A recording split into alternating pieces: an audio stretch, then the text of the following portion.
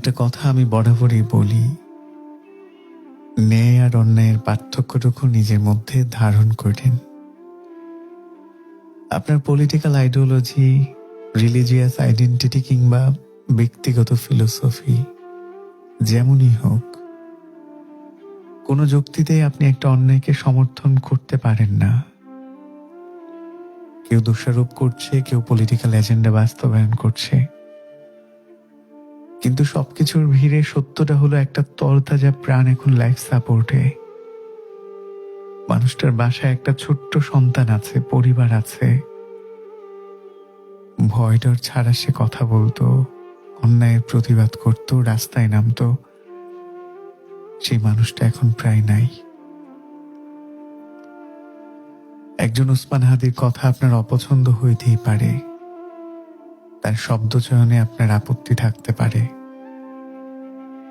কথার জবাব কথা দিয়ে দেন, শব্দের উত্তরে শব্দ ছড়ে দেন।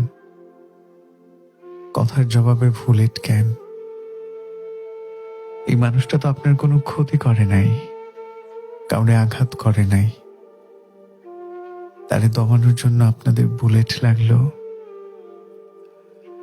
আমারে বোকা বলতে পারেন, ইমোশনাল বলতে পারেন, যা ইচ্ছা বলতে পারেন।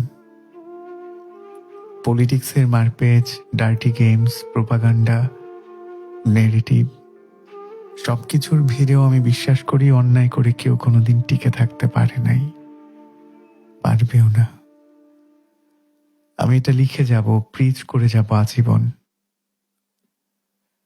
যে ব্রেনটা ড্যামেজ করতে চাইলেন, যে মুখটা বন্ধ করে দিতে চাইলেন, যে ফিলোসফিটা দমায় রাখতে চাইলেন, ওইটা দ্বিগুণ, 3 গুণ, বহু গুণ হয়ে ফেরত আসবে। জুলাইতে আসছিল, সামনেও আসবে। মাঝে অনেক কিছু এলোমেলো হয়ে যাবে, মানুষ হতাশ হবে, ঘরে ফিরে যাবে, কিন্তু অন্যায়ের সাথে আপোষ করবে না। ঘরে ফিরে যাওয়া মানে ঘরে পড়ে থাকা না। অন্যায়ের বিরুদ্ধে যখন দাঁড়াতে হয়, লক্ষ লক্ষ ওসমান হাদিরা ঘর ছেড়ে বেরিয়ে আসে। বুলেট শেষ হয়ে যাবে, ওসমান হাদিরা শেষ হবে না। বুলেট শেষ হয়ে যাবে, কিন্তু ওসমান হাদিরা শেষ হবে না।